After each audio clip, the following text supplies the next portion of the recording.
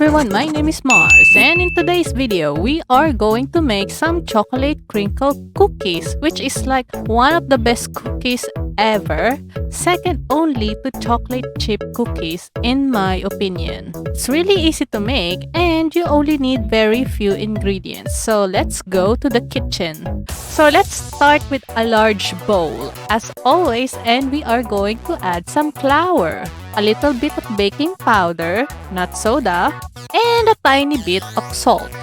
Let's whisk it until it's well combined. Next, we are going to sift in some cocoa powder in a separate bowl. Don't skip this, okay? We don't want any cocoa lumps. Next, we are going to add some sugar and flavorless oil. I'm using canola for this one. Some vanilla extract for flavor, duh. Lastly, let's add 2 eggers.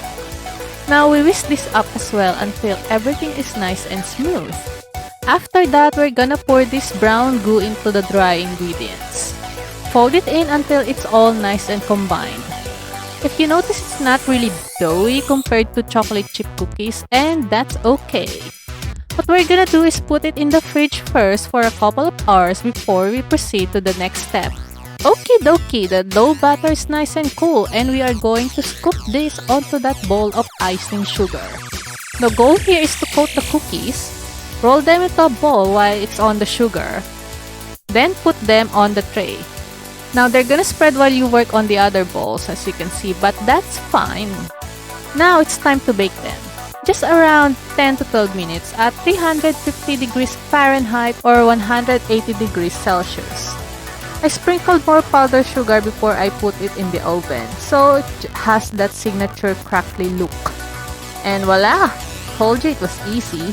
I love these cookies, although to be fair, I just love chocolate desserts in general. Chocolate is amazing. Anyway, this is quite a short video, but I hope you enjoy it regardless. I love doing baking and DIY stuff, so if you like to see more, be sure to subscribe and ring the bell icon so you won't miss an update. Thank you so much for watching, and I'll see you next time. Bye!